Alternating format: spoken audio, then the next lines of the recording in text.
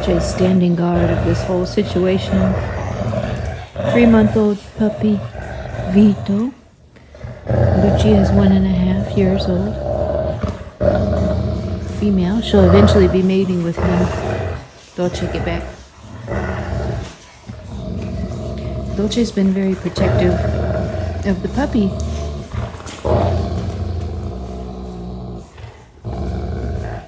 And Lucia is the one that's growling.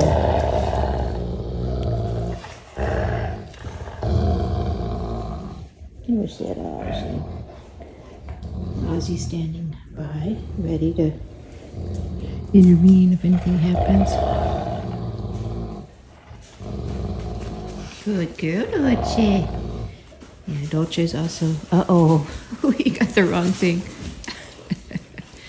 Oh, Lord. Girls.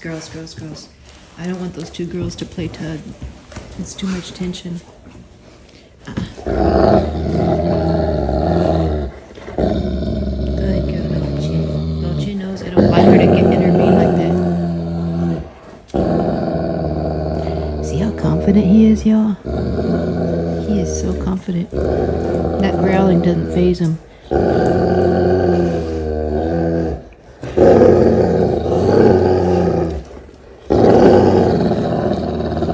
Gypsy, get back. Lucia got it. Lucia, you got it, girl. Okay, let's go outside. Come on, let's go outside. Dolce, get back. Dolce. Lord. It looks like Vito got it. Come on. Vito got it. Look at that little man. Vito got it.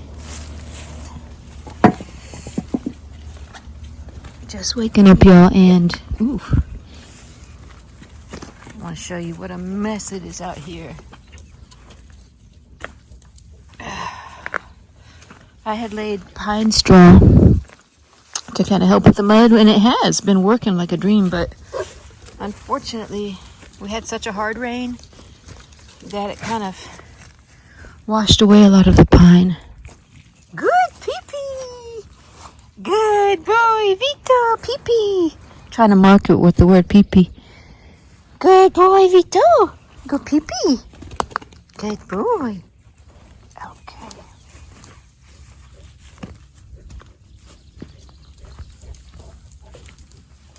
Okay, baby boy. Well, at least the temperature is really nice. Hi, sweet girl. Oh my gosh, y'all, I had a little bit of a scare. Lucia got it. Dolce's coming in to protect against Lucia, I think. Look at these two, match made in heaven.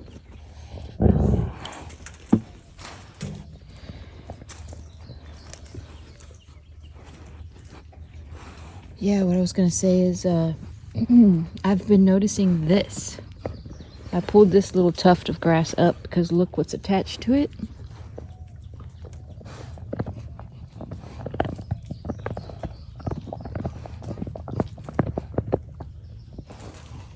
Those little suckers right there, when this grass goes to seed, it produces these things that we call sticker burrs. Oh my gosh, y'all. They feel like needles going in your foot if you step on them. And they will definitely stick to your clothes. There we go. Phew. Yeah, these things are no joke, y'all. If it touches you, it'll stick to you. Like if I were to touch one, it'll stick inside my skin. It's so sharp. And I just realized I've got a bunch of grass starting to grow here. This is the third year. I'm coming on the third year living on this property, which was pretty raw. This property was pretty raw before I got to it. It's kind of an undeveloped area of the hill country. And they just made this little gated community in here. But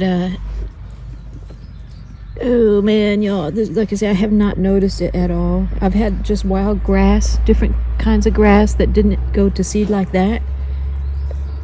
This kind of grass is more common for people that live closer to the coastline where there's a lot of sand. I think they also call these sand spurs. I'm not sure. I call them sticker burrs. But anyway, y'all, it's very problematic because it gets stuck in the dog's paws and it hurts them when they start to limp. And if they get one stuck, they'll limp. It's a lot of the reason why I can't really easily go camping along the beach with them, because there's these sticker burrs everywhere. If I let them go to the potty in the grass, they'll come away limping with a ton of those stuck in their paws. Let's see what this puppy is. Where's that puppy? Vito. Vito. Look at this beautiful movement. So yeah, I gotta try to identify which tufts of grass are this particular variant, and I'm hoping it's not all of that stuff. Man. Luckily the ground is wet. I still have to work today, but I'm hoping that I'll be able to just hand pull all of this grass up. It seems like a monumental task if it's all the same kind of grass here.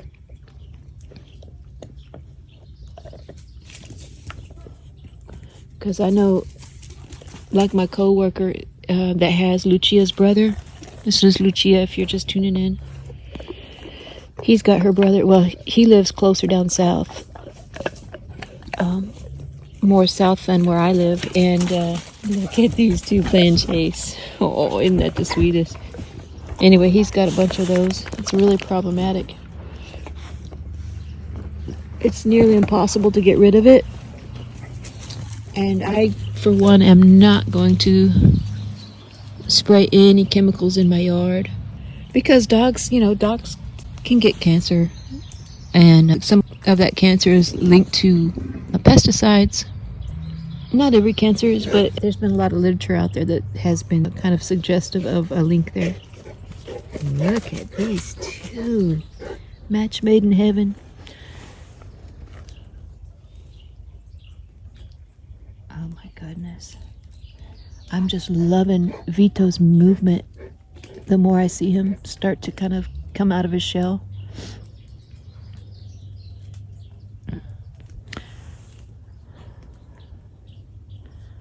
Trying to just starting to get acclimated with my pack. He's just a wonderful personality.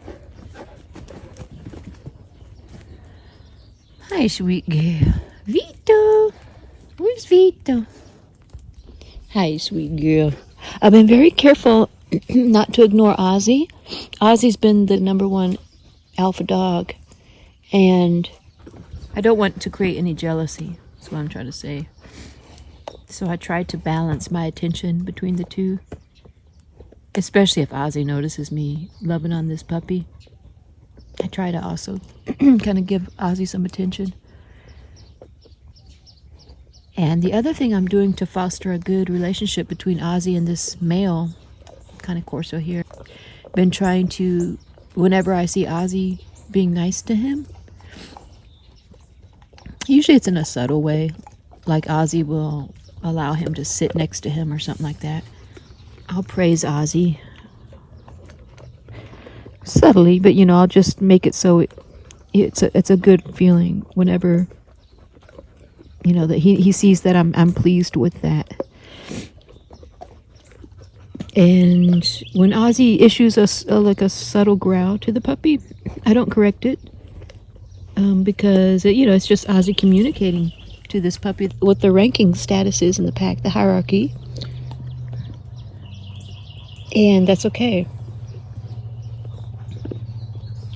So the puppy has to know who's who and what the ranking is. Hi, good boy. Hi, there's my Ozzy.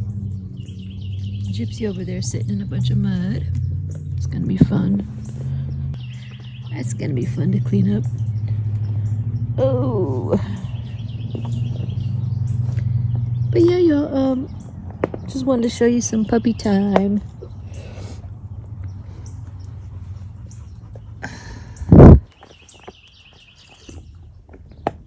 And let you see what's going on with the pack.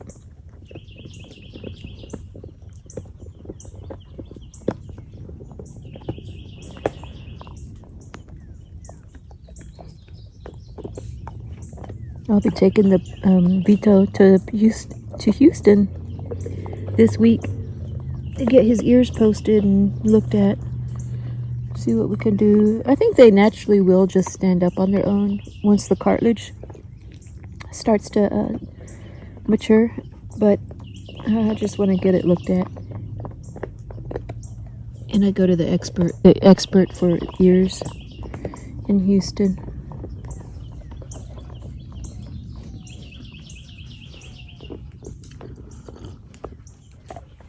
Oh goodness.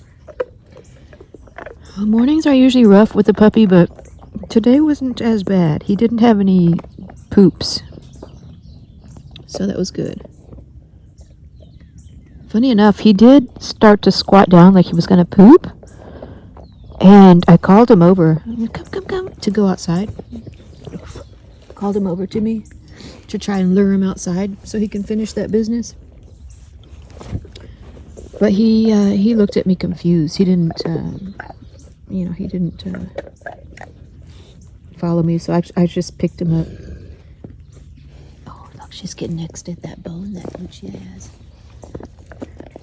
So I just picked him up, put him outside, and he hasn't gone yet. At least not that I noticed, so I guess he just held it. Hi, baby. Or he didn't have to go anyway. Hi, baby boy. That's my Ozzy. Yes, that's my Ozzy.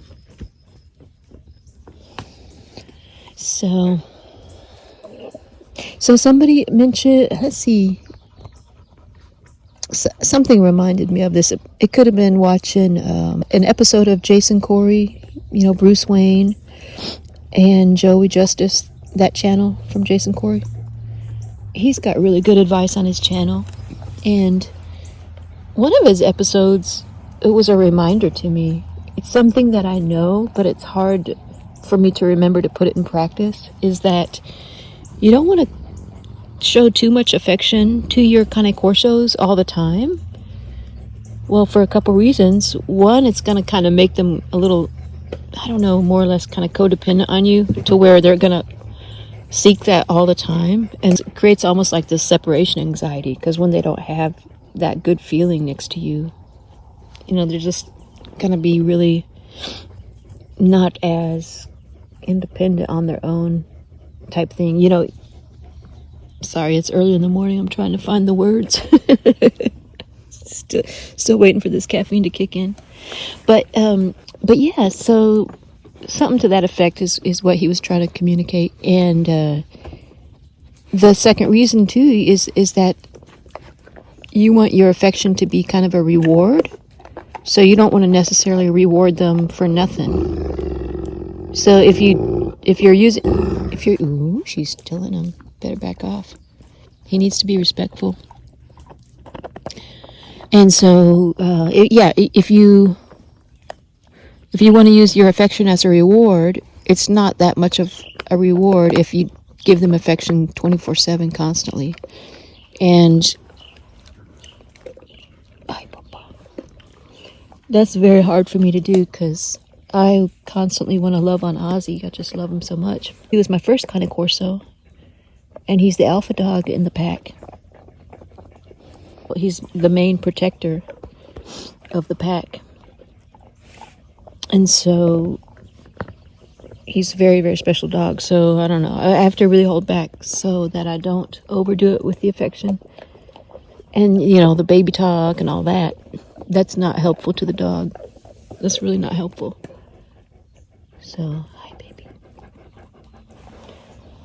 So, trying to show restraint. And puppies are so cute, y'all. You just want to do that to them 24/7, right? You want to love on them. And to a degree, it's good. To a certain degree, that's good, but because, you know, you want to make them feel welcome in your pack and everything and bond with them. But there is a limit to that, to where it becomes not good. And that's the fine line that I have to try to be mindful of. I definitely will, and this is my, let's see, I think my 4th Cane Corso. So I know a little bit better now on how to train them, because I know what went wrong with Ozzy. And so, yeah, so I'm quick to correct him, even though he's so cute and he's a puppy and he's dragging my sock around and it looks so cute. I have to be stern with him, you know, not overly stern. Like I don't show any aggression, of course, to him, but I just, you know, the most I will do physically is put him in, roll him over to where his belly's on the side or showing, and kind of hold him there in a submissive posture. And that's if he's kind of showing some sass to me.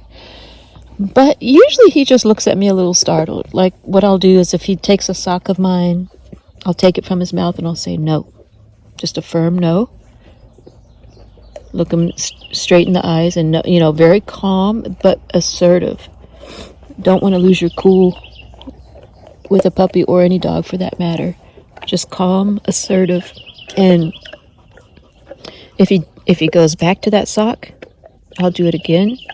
No, I'll step in front of him. I'll walk toward him, kind of walk into his space, claim his space. Put some separation between him and the sock.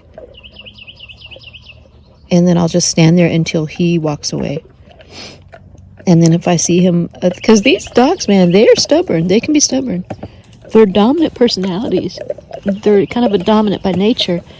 And so they can be stubborn. And so if he tries a 3rd time to go for the sock, I'm just using this as an example, that's when I will say no. Kind of walk into his space. And I may roll him down, not hard or aggressive or anything, just flip him over so where it doesn't hurt him, but hold him in a submissive posture. No. That's showing him that I'm the alpha human, that I'm the pack leader, and I don't want that. I'm showing him boundaries. Boundaries and limitations, extremely important for this breed to know boundaries and limitations, especially in the house. He's tried to climb up on the couch with the other dogs. I won't let him do it. He's got to earn that ranking. He's tried, this one was funny. I've got a coffee table in my living room, you know, next to the couch. He actually climbed up on that coffee table, y'all, so that he could get on the couch. Because the coffee table sits a little bit lower than the couch. I caught him climbing on top of that coffee table and using it as a bridge to get on top of the couch. And that was a huge no. That was I'm glad I caught it, because that was a big correction moment for him. So if he looks like he's starting to put his paws on that coffee table, I put him immediately in submissive posture. A very stern correction for him there. And he gets it, you know. I see the wheels turning in his eyes. He's just learning. And some of this has to be repetition, learning by repetition. I have already taught him to sit. He sits for a treat, so that's wonderful. He's a smart boy. This breed is generally very, very intelligent and easy to train that way. The two things that make it easier to train is their intelligence and their willingness to please.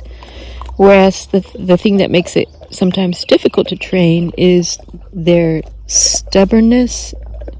Potentially, they can be pretty stubborn. Some, you know, each dog is individual, so you may get varying degrees of that in your particular Cane Corso, but they're very, very dominant, so they don't like to be told what to do. Oh, you're gonna get into Vito. Yep. He's learning. He's got to show her respect. She's higher ranking than him, at least for now. Well, that remains to be seen, who's going to be the higher ranking. But yeah, so anyways, yeah, I gotta really correct him. He's learning. But yeah, most Cane Corso, if not all, are very, very dominant. I think if it's a purebred Cane Corso from good lines, it's dominant by nature. And of course also varying degrees of that within your particular Cane Corso. Some are extremely dominant as like an alpha personality, alpha type temperament. Like my female Dolce, if I didn't have Ozzy, she would be the alpha dog. Ozzy's alpha. He's more of an even keel alpha. Dolce's more kind of high strung, high energy. Or Lucia, to me, is just perfect for what I was looking for in a female Cane Corso in my pack that already had an alpha dog. She's perfect temperament. She's very stable, confident, kind of middle of the road. And I think that's what I'm seeing in Vito. Vito, if I could sum it up, his personality, his temperament, it's somewhere in between Ozzy's and Lucia's. I say Ozzy's because he reminds me so much of Ozzy when Ozzy was a puppy. But it can be misleading because they can be kind of chill, laid back as a puppy. But when those hormones kick in, you start to see, at least I did with Ozzy, I start to see a change where that dominant nature came out in him. And that's when the challenge in training him really started to become apparent. But as far as the puppy temperament and all that, he's like spitting image of Ozzy. As far as when you pick him up, he lets you handle him. He doesn't squirm, and he's not like bouncing off the walls. That was Dolce's temperament as a puppy. She was springy, running around constantly. And when you try to pet her, she does that puppy thing where they try to bite your hand playfully. But I had to correct that. And she tried to spar with me. Vito, not so much. He's more, when he's next to me, super relaxed, super chill. He gets his like springy moments where he has little zoomies and he tries to spar with the other dogs. But most of the time, he's just really kind of chill. And that was exactly how Ozzy was. And he'll let me pick him up and carry him outside, and he's just kind of really laid back. I just am loving his personality. But I say the part that reminds me of a little bit of, and that's the part that reminds me of Lucia. She's super chill. He is extremely confident, though. Like you see, he doesn't flinch when Ozzy growls at him. He doesn't flinch. He just kind of, okay, gotcha, bro, all right. And he walks away. You saw him playing tug with Lucia.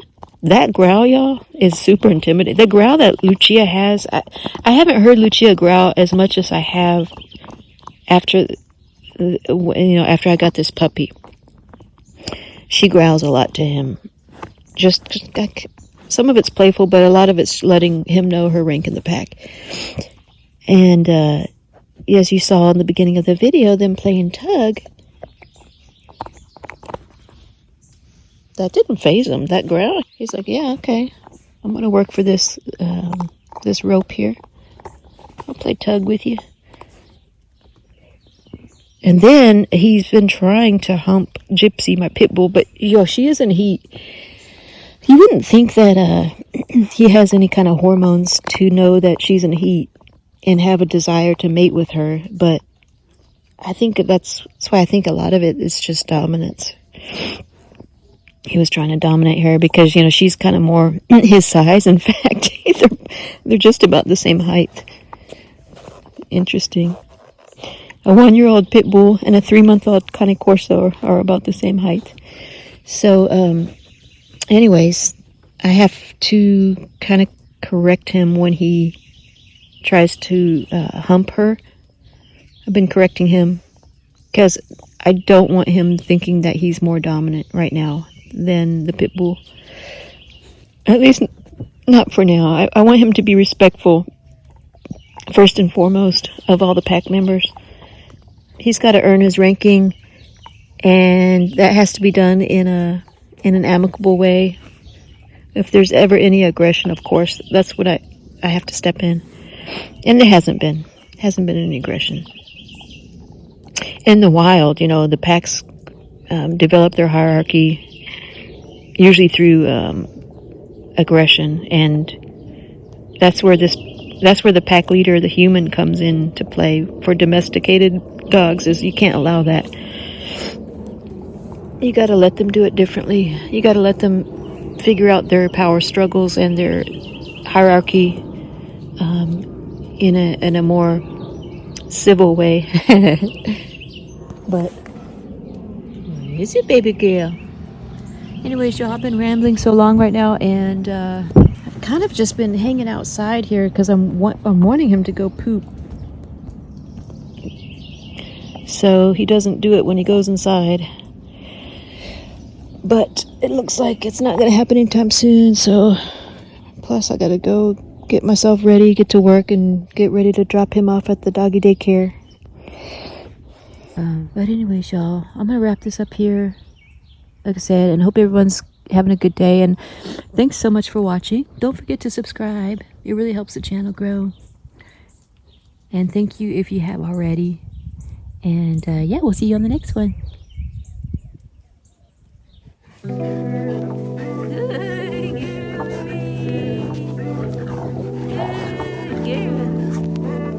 Bring it here.